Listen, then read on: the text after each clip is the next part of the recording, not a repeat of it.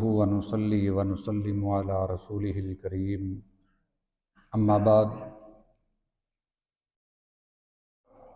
سیدنا عبداللہ بن مسعود رضی اللہ تعالیٰ عنہ بیان فرماتے ہیں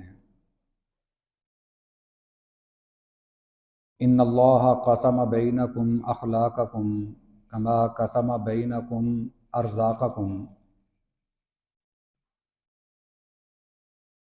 بے شک اللہ تعالیٰ نے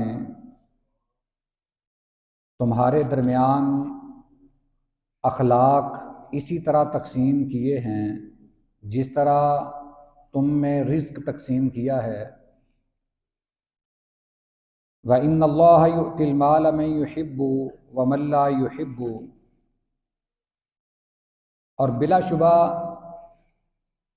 اللہ تعالیٰ جسے پسند کرتا ہے اسے بھی مال عطا فرماتا ہے، اور جسے پسند نہیں کرتا اسے بھی مال عطا فرماتا ہے۔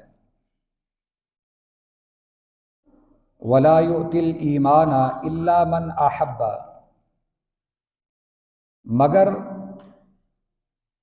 اللہ تعالیٰ ایمان اس بندے کو عطا نہیں فرماتے جسے پسند نہیں فرماتے۔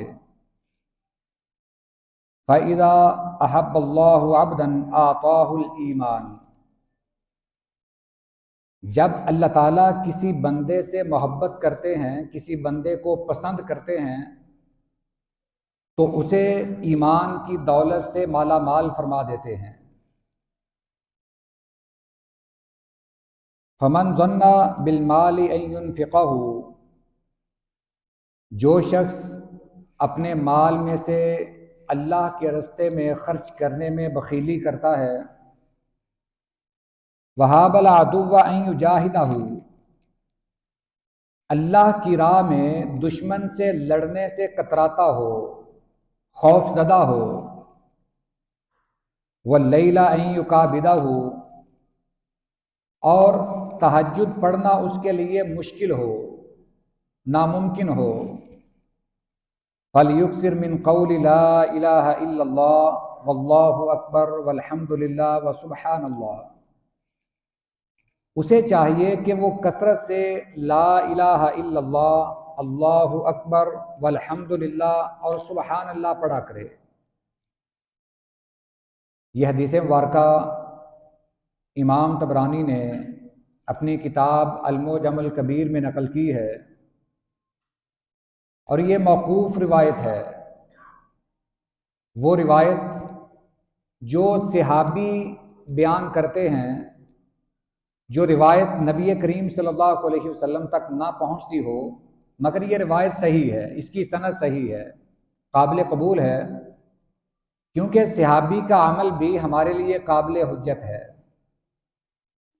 نبی کریم صلی اللہ علیہ وسلم، یہ جو اس حدیث مبارکہ میں بیان ہوا ہے، اس سے پہلے ایک حدیث میں ہم یہ باتیں پڑھ آئے ہیں۔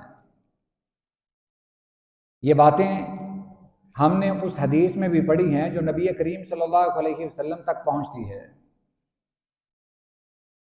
اس میں بڑی قیمتی باتیں ہیں۔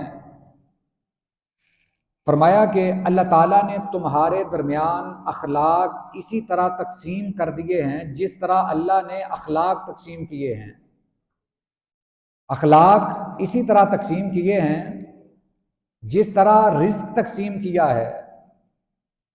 وہ علیحدہ بات ہے کہ ہم اچھے اخلاق کا مظاہرہ نہ کریں، وہ ہماری بدنیتی ہے یا ہماری بدقسمتی ہے، وگرنہ اللہ تعالیٰ نے اخلاق تقسیم فرما دیے ہیں، ہر بندے کے حصے میں اخلاق آیا ہے۔ دوسری یہ بات، اللہ تعالیٰ ہر بندے کو مال عطا فرماتے ہیں، چاہے وہ اللہ کا فرما بردار ہو یا نافرمان ہو۔ جسے اللہ پسند فرماتے ہیں اسے بھی مال عطا کرتے ہیں، اور جسے پسند نہیں کرتے اسے بھی مال عطا کرتے ہیں۔ دنیا میں بہت سارے لوگ ایسے ہیں جو اللہ پر ایمان نہیں رکھتے مگر بڑے مالدار ہیں، مگر یہ کوئی کامیابی کا پیمانہ نہیں ہے۔ جس کے پاس دنیاوی مال ہے ہم یہ نہیں کہہ سکتے کہ آخرت میں بھی یہ اسی طرح کامیاب ہوگا۔ دنیا کے مال کا آخرت کی کامیابی سے اس لحاظ سے کوئی تعلق نہیں ہے کہ آدمی یہ سمجھے کہ یہ دنیا میں بڑا عیش و عشرت میں رہتا ہے، آخرت میں بھی رہے گا، یہ کوئی پیمانہ نہیں ہے۔ آخرت میں کامیاب وہ ہوگا جو دنیا میں اپنے اللہ کو راضی کر کے جائے گا۔ پھر تیسری بات یہ ارشاد فرمائی کہ جس بندے کو اللہ پسند کرتے ہیں اسے پھر مال و دولت دیں یا نہ دیں مگر ایمان کی دولت ضرور عطا فرماتے ہیں۔ یہ اللہ تعالیٰ کی محبت کا ایک انداز ہے۔ اللہ جس سے محبت فرماتے ہیں اسے ایمان کی دولت سے مالا مال کر دیتے ہیں، اور یہ ایسی دولت ہے جو سب سے بڑی ہے، جو دنیا کی دولت سے بھی بڑی ہے۔ دنیا کی دولت تو اس کے مقابلے میں کوئی چیز ہی نہیں ہے۔ یہ تو 2-4 دن کی یہ دولت، یہ فراوانی، یہ ادھر ہی رہ جائے گی۔ اصل دولت جو ایمان کی ہے وہ آدمی کے ساتھ قبر میں بھی جائے گی اور کل قیامت والے دن محشر کے میدان میں بھی ہوگی، اور یہی ایمان کی دولت اس کی کامیابی کا سبب بنے گی اور اس کے جنت میں جانے کا ذریعہ ثابت ہوگی۔ اصل دولت تو ایمان کی ہے۔ پھر آگے یہ بات ارشاد فرمائی کہ ایک بندہ، اس میں اتنا حوصلہ نہیں ہے کہ وہ اللہ کے راستے میں مال خرچ کر سکے۔ مال اس کے پاس ہے مگر بخیل ہے، کنجوس ہے، اللہ کے راستے میں وہ خرچ نہیں کرتا۔ یا ایک شخص بزدل ہے، اس کا حوصلہ نہیں ہے کہ اللہ کے راستے میں جا کر جہاد کرے۔ یا ایک شخص وہ تہجد نہیں پڑھ سکتا، تہجد پڑھنا اس کے لیے مشکل ہے، اس کے لیے فرمایا کہ وہ کثرت کے ساتھ یہ 4 کلمے، 4 وظیفے پڑھ لے، اللہ تعالیٰ اس کی اس کمی کو پورا فرما دے گا۔ وہ کلمے کون سے ہیں جو ہم روزانہ کی جو حدیث مبارکہ پڑھتے ہیں؟ یہ بار بار وہی کلمات آ رہے ہیں، مگر آج ان کی ترتیب ذرا مختلف ہے۔ سب سے پہلے لا الہ الا اللہ ہے، اس کے بعد اللہ اکبر، پھر والحمدللہ، اور اس کے بعد سبحان اللہ۔ یہ 4 کلمے ہیں، جو آدمی یہ کلمے پڑھ لے، اگر وہ اللہ کے راستے میں صدقہ خیرات نہیں کر سکتا تو کم از کم اس کا یہ عمل اسے اس قابل بنا دے گا کہ کل قیامت والے دن وہ اللہ کے ہاں سرخرو ہو جائے۔ یا ایک بندہ جہاد نہیں کر سکتا، اس کے لیے پھر یہ عمل ہے۔ یا تہجد جو آدمی نہیں پڑھ سکتا، اس کے لیے پھر یہ عمل بتایا گیا ہے کہ وہ یہ عمل کر لے۔ یہ 4 وظیفے ہیں، یہ 4 کلمات ہیں، یہ ہمیں یاد کرنے چاہیے۔ یاد تو ہوں گے، پڑھنے چاہیے۔